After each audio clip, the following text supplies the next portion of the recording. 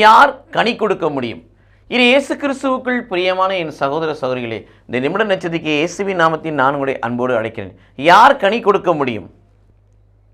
பரிசுத்தமானவர்கள் தான் கனி கொடுக்க முடியும். யோவான் நற்செய்தி 15ஆம் அதிகாரம் 3 வாசிக்கிறோம். ஏற்கனவே நான் கூறிய வார்த்தைகளால் நீங்கள் யாவரும் பரிசுத்தமாக இருக்கிறீர்கள்.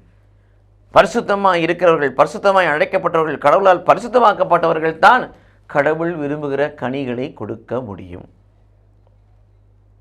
இயேசுவோடு, இயேசுவின் வார்த்தையோடு இணைந்திருப்பவர்கள் தான் கனி கொடுக்க முடியும். என்னை பிரிந்து உங்களால் ஒன்றும் செய்ய முடியாதுன்னு சொல்கிறார்ல, அப்போ யாரோடு இணைந்திருக்க வேண்டும்?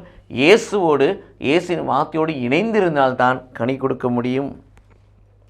சீடர்களாக இருந்தால்தான், ஆண்டவருடைய சீடர்களாக இருந்தால்தான் கனிகள் கொடுக்க முடியும்.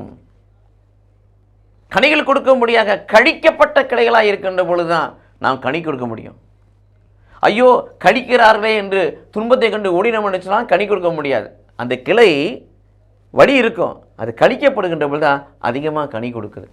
கழிக்கிறாங்களேன்னு சொல்லி அது தன்னை இழுத்து கொண்டு சொன்னால் கனி கொடுக்குற ஒரு ஆசீர்வாதமான சூழ்நிலை அந்த கிளைக்கு ஏற்படாது.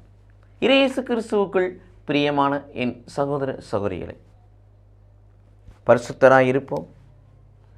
இயேசுவோடு வார்த்தையோடு இணைந்திருப்போம். ஆண்டவருடைய சீடர்களாக இருப்போம். அவரை பின்தொடருவோம். கழிக்கப்பட்ட கிளையாய் துன்பம் வருகின்ற பொழுது அதற்கு அர்ப்பணிப்போம்.